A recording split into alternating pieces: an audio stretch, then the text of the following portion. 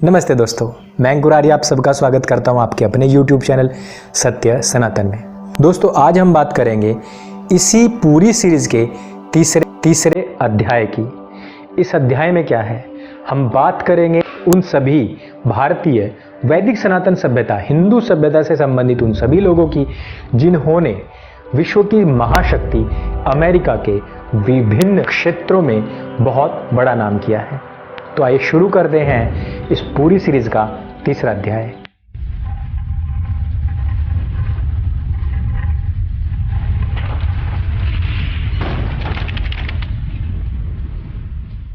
दोस्तों, इस पूरी सीरीज में सबसे पहला नाम आता है इंदिरा नूई जी का, जो कि चेयरमैन और चीफ एग्जीक्यूटिव हैं पेप्सिको की। फिर आते हैं सत्या जी, जो कि सीईओ हैं माइक्रोसॉफ्ट के।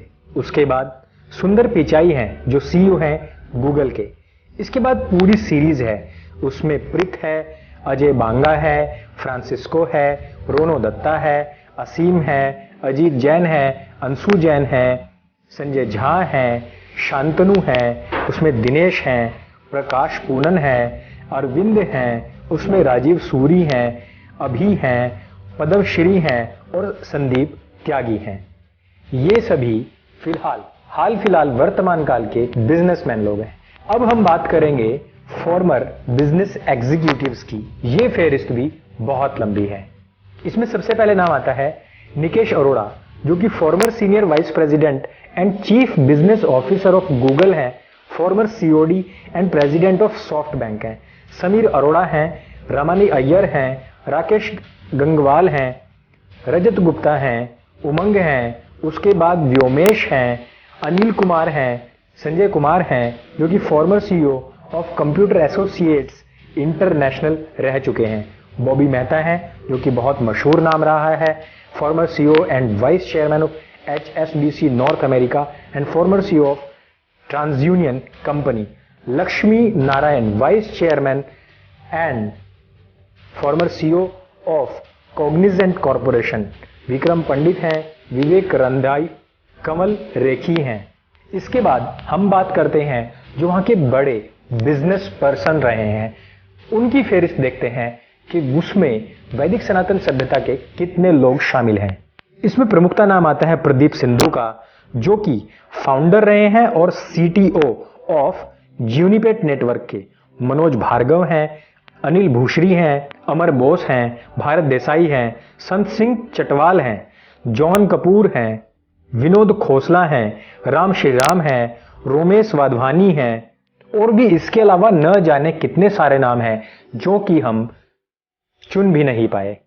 अब हम बात करते हैं ऐसे राजनीतिज्ञ लोगों की जिन्होंने वहां से बाकायदा इलेक्शन जीता है और पूरी सरकार में कोई ना कोई पद संभालते हैं, कार्यभार, और अमेरिका के बहुत सारी योजनाओं का निर्माण करते हैं। इसमें सबसे पहला नाम आता है जॉन अब्राहम का, रविंदर भल्ला जी का, हरविंदर हैरी आनंद का, सैम अरोड़ा का। फिर उसके बाद नाम आता है कुमार पी बर्वे का, रविंदर भल्ला जी हैं, सतवीर चौधरी हैं, राज गोयल हैं, बॉबी जिंदल हैं, नीमी हैं, अरुणा मिलर हैं, क्षमा सावंत हैं, हैरी सिंधु, बलवीर सिंह और दिलीप सिंह सौंद, जो कि first Asian and Indian American member of the US house representative from California है। इसके बाद हम करते हैं जो नामित सदस्य होते हैं, जिस प्रकार से हमारे राज्यसभा के सदस्य होते हैं, उसी प्रकार से वहां हमारे भारतवर्ष के लोगों को किस प्रकार से नामित कर सरकार में शामिल किया गया है। इसमें सबसे पहले नाम आता है निकी हैली। उसके बाद सबसे पहले जो नाम आता है वो है प्रीत भरारा का, प्रीत डी बंसल का।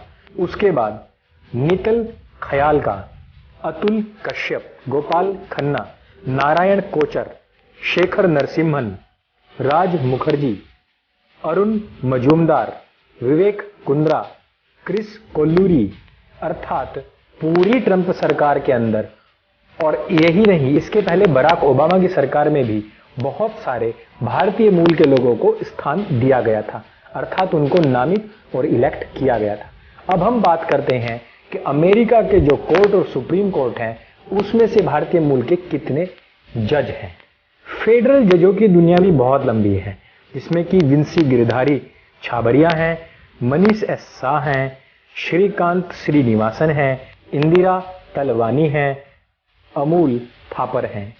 दोस्तों ये तो हुई उन लोगों की लिस्ट जो भारत से गए हुए लोग हैं और विश्व को दिशा देने में विभिन्न प्रकार से अपने अलग अलग कार्यों के द्वारा अपना अपना योगदान दे रहे हैं।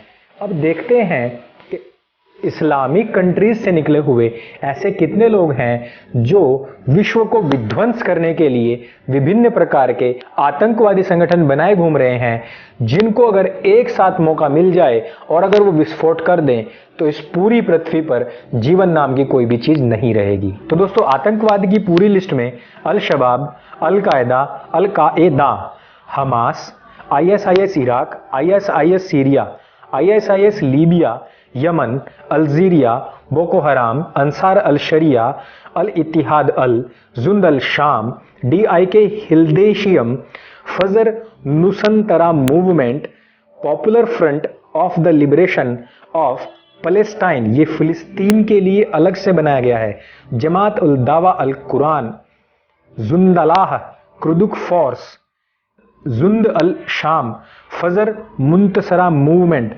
Society of revival of Islamic heritage funding, Jamaatul Furqan, Jamaatul Mujahideen, Jamaatul Ahrar, Lashkar Taiba, Lashkar झांगवी, Turkistan Islamic party, Jundal खिलाफह, जिब्ल ul तरहीय, Lashkar Islam, Hizbul Mujahideen, Harkat ul Mujahideen, student Islamic movement of India, ये भारत की थी परंतु इस पर अभी बैन लग गया है, लेकिन उमर खालिद के जो पिताजी हैं वो इसी संगठन सिमी से जुड़े हुए थे। आगे हम बात करते हैं अलग अलग अन्य संगठनों की, तो उसमें इस्लामिक पाथ अर्थात ये यूके का है। इसके बाद आता है मिरवर अंसार दीन, द सवियर सेक्ट, अल सुल सुन्नाह wal Jamaah, Al Aqsa, Al शबब, Abu सय्याफ, Ansar Al Sharia, Al Ittihad Al Islamia, अंसारू, Ansar Al Shariah, Ahlus Sunnah wal Jamaah, Al Gamaa, Al Islamiya, armed Islamic man of Algeria, Ansar Al Sharia, Al Ittihad Al Islamiya. दोस्तों इतने सारे नाम हैं कि बोलते बोलते मेरा खुद का गला सूख गया है। ये शांति प्रिय लोग जो अपना ढिंढोरा पीटते नहीं थकते कि हम शांति का धर्म है, हम शांति का संप्रदाय है, हमको सबको शांति भाईचारे से रहना सिखाया गया है।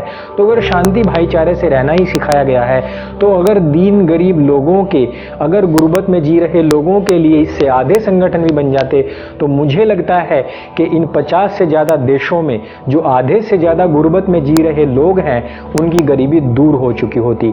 जितना असला खरीदने में ये पैसा बर्बाद करते हैं, अगर इन्होंने उसका थोड़ा सा भी ऐसे गरीब देशों को भेजा होता तो आज वो भी संपन्न होते, आज वो भी खुशहाल होते। लेकिन किस प्रकार की ये जिद है, किस प्रकार की ये सनक है कि जिस प्रकार के अमन और शांति के पैगाम को देने के लिए इस पंथ की शुरुआत की गई होगी उसको पूरी तरीके से भूलकर आज इन्होंने पूरे वर्ल्ड के मुसलमानों को नीचा दिखाने पर उतारू ये पूरी मुहिम चलाई हुई है, जिससे कि अच्छा खासा जीते रहने वाला इंसान जो इस्लामिक इंसान है उसको भी नीचा देखना पड़ता है। तो मेरे भाइयों, मेरे हिंदुस्तान के सभी मुस्लिम भाइयों से मेरी ये अपील है कि जिस प्रकार से आपने मुंह उठाकर कह दिया कि अगर वैदिक धर्म सबसे अच्छा होता तो वो ही क्यों ना सबसे ज़्यादा फैला होता, आज हमारे 50 से अधिक देश हैं। तो मेरे भाई इन पूरी 3 वीडियोज़ में पूरा खोलकर बता दिया गया है कि वो क्षेत्रफल, सेना, एजुकेशन, गरीबी और अमीरी, वर्ल्ड में हमारी और आपकी क्या एक्सेप्टेंस है। तो थोड़े कहे को ज़्यादा समझें। आज और अभी के लिए सिर्फ इतना ही। बोलिए सत्य सनातन वैदिक धर्म की जय। जय हिंद, वंदे मातरम।